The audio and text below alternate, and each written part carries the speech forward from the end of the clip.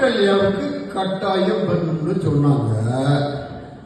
அது எங்கேயோ மூலையில இருக்கு அப்படின்னு சொன்னேன். இல்லையா, நீங்க கட்டாயம் வந்தே ஆகணும் அப்படின்னு சொன்னாங்க. என்னன்னா, சேலத்துல புலவர் அண்ணாமலை அப்படின்னு ஒரு பெரிய அறிஞர், எனக்கு ரொம்ப தெரிஞ்சவர். அவருக்கு ஒரு பையன், நல்ல குட்டையா சின்ன பையன் தான், நல்லா இருப்பாரு.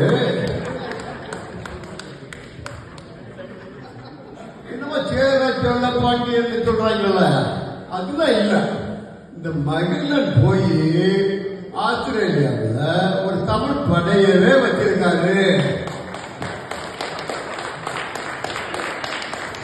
அவருக்கு ஒரு தங்கச்சி, சின்ன பொண்ணு, நல்லா இருக்கும், நல்லா பேசும், வக்கீல் மாதிரி பேசும். என்னன்னு பார்த்தா இப்ப பெரிய வக்கீலாம். எங்கடா ஹைகோர்ட்ல பெரிய வக்கீலாம். அப்பவே பொழுது தள்ளும். இப்ப என்ன பண்ணுது எனக்கே தெரியல. அவங்க எல்லாம் சேர்ந்து ஆசிரியர் வீரமணி, தோழர் வீரமணிய ஆஸ்திரேலியாவுக்கு அரைமொழி கூட்டிட்டு போயிருக்காங்க. அங்க மூர்த்தின்னு ஒருத்தர் இருக்காரு. அந்த மூர்த்தி என்ன பண்ணாரு, இந்த மாதிரி ஒரு மாநாடு நடத்தணும் அப்படின்னு எல்லாத்தையும் தொந்தரவு பண்ணிட்டாரு. மற்றவங்க எல்லாம் மாட்டிக்கிட்டாங்க வச்சமா.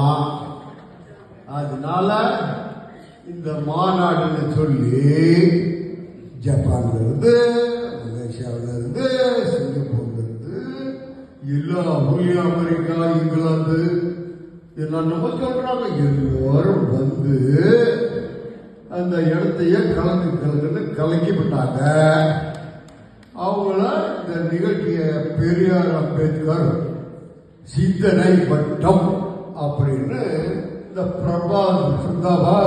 பிரதீப் அவர் ஆரம்பிச்சு வச்சாரு. இப்ப அவர் கூட சேர்ந்து சுரேஷ் ஓடிக்கிட்டே இருப்பார், நிக்க மாட்டாரு. சுரேஷ், வசந்த் கூடவே அலைவாரு. சுமதி, என்னம்மா நீ தோழர் வீரமணி கூட எல்லா இடத்துக்கும் போய் ரொம்ப பேசி அவரை மயக்கிட்டீங்கள. பாவம் பாவம் வீரமணி.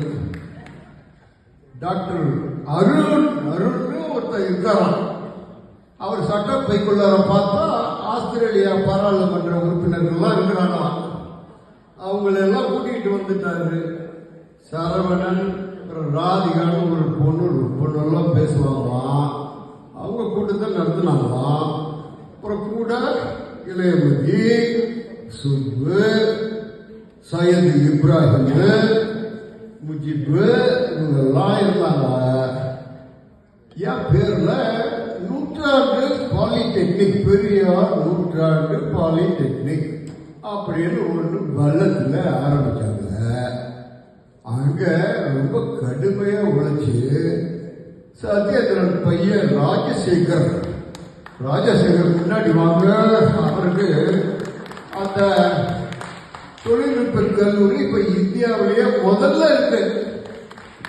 முதல்ல வந்துருக்கான். அவ்வளவு சிறப்பா எல்லாரும் பண்ணி இந்த மாநாட்டை அவ்வளவு சிறப்பா நடத்தி எல்லாம் பண்ணாங்க. நீங்க எல்லாம் வந்து கேட்டு உங்க மூளையை விரிவடைச்சுக்கிட்டு போய் சமூக நீதி தொண்டு ஆற்ற வேண்டும் என்று தாழ்மையுடன் கேட்டுக்கொள்கின்றேன். அனைவருக்கும் வணக்கம்.